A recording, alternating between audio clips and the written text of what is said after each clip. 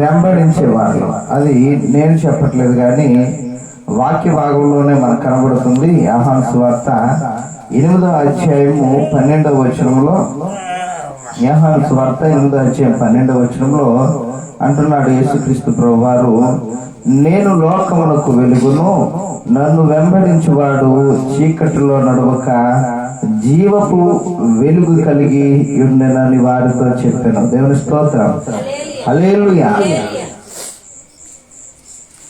ఆయనను వెంబడించే వారు ఏముంటుందండి? ఆయన వెంబడించే వారు ఏముంటుంది? వెలుగు ఉంటుంది. ఎందుకు అంటే కనుక ఆయన లోకానికి ఏమిటి? ఆయన లోకానికి వెలుగు. కాబట్టి ఆయన వెంబడించే వారిలో కూడా ఏముంటది? వెలుగు ఉంటుంది. అర్థమైందండి మీకు?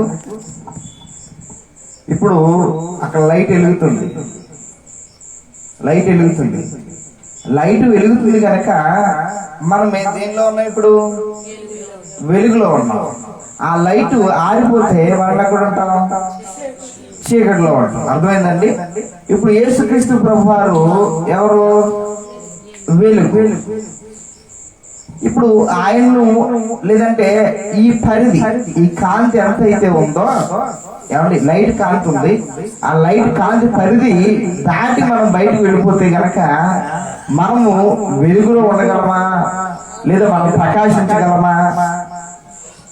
అర్థమైందండి నేను చెప్పేది? ఆ లైట్ పరిధి ఎంతవరకు అయితే ఆ కాంతి వ్యాపిస్తుందో లేదా కనబడుతుందో, ఆ పరిధిలో ఉంటేనే మనం వెలుగులో ఉంటాం. అంతే కదండి? కనబడుతుంది మనకి. ఆ పరిధి దాటి వెళ్ళిపోతే గనక మనము చీకటిలోనే ఉంటాం. ఇప్పుడు ఆ లైట్ ని యేసుక్రీస్తు ప్రభువారు అనుకోండి, ఆ లైట్ ని యేసుక్రీస్తు ప్రభువారు అనుకోండి.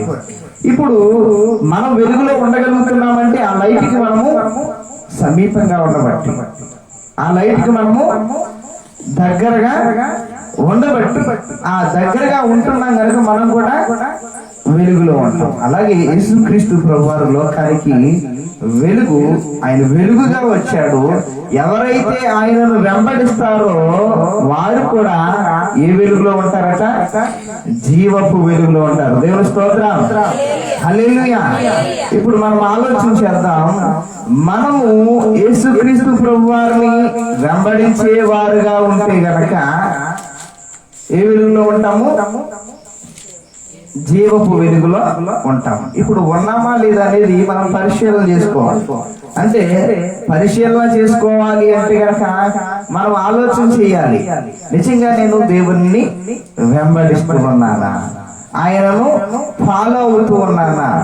ఆయన చెప్పినట్లుగా నేను నడుచుకుంటున్నానా అనే విధంగా మనం ఆలోచన చేస్తే మనలో వెలుగుందో చీకటుందో మనకి అర్థమవుతుంది.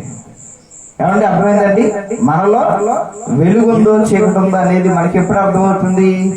మనల్ని మనము ఆత్మ పరిశీలన చేసుకున్నప్పుడు మన ఆత్మకు తెలుసు మనలో వెలుగుందా చీకటుందా, మనము చీకటి వారమా వెలుగు సంబంధం అనేది మనకు తెలుసు.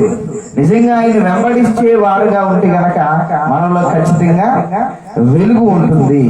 ఇంకా రెండవదిగా మనం చూసినట్లయితే గనక ఎవరిలో వెలుగు ఉంటుంది అంటే గనక అదే లూకాసు వార్త మనం చూసినట్లయితే గనక 11వ అధ్యాయము 34వ వచనం మనం చూస్తే, లూకాసు వార్త 11వ అధ్యాయము 34వ వచనము మనం చూసినట్లయితే, నీ దేహమునకు దీపము నీ కన్నే గనుక నీ కన్ను తేటగా ఉంటే నీ దేహమంతయు వెలుగుమయమై ఉండును. దేవుని స్తోత్రం, హల్లెలూయా. మనము మనలో వెలుగు ఉండాలి అంటే గనక, ఏమండి, మనలో వెలుగు ఉండాలి అంటే గనక